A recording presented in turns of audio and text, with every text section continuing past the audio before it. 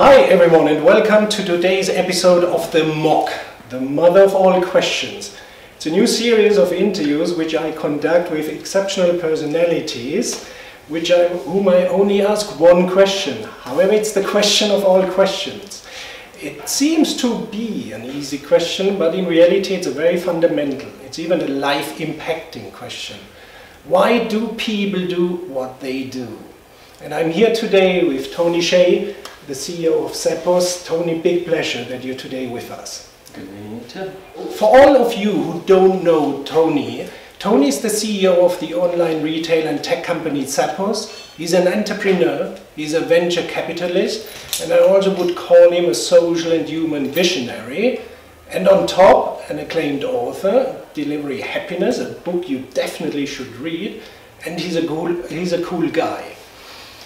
Anything I've missed, Tony, in my introduction about you, which you would like to add, which helps us to understand what you do? No, I think that's a good overview. So I've done my homework. Then let's move on to the question of all the questions. Why do you do what you do, Tony? Let us know about that.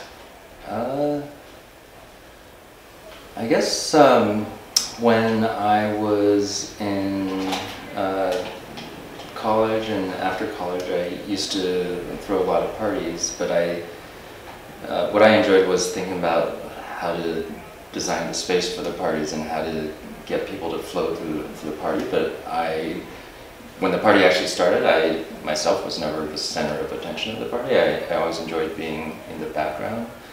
And so I guess it's kind of that same thing for whether it's on the downtown project side. It's usually other entrepreneurs or ideas that they're passionate about that I want to help create the environment that enables them to come to life. And similarly at Zappos, in the transition we're making now to market-based dynamics, where we become a company full of mini startups or micro businesses inside, really just creating the infrastructure and stage so that employees can find that intersection of what they're passionate about, what they're good at, and what moves the company forward. And so I think I like the idea of kind of creating the setting or the framework or the environment, and then see what creative, magical stuff comes out of it.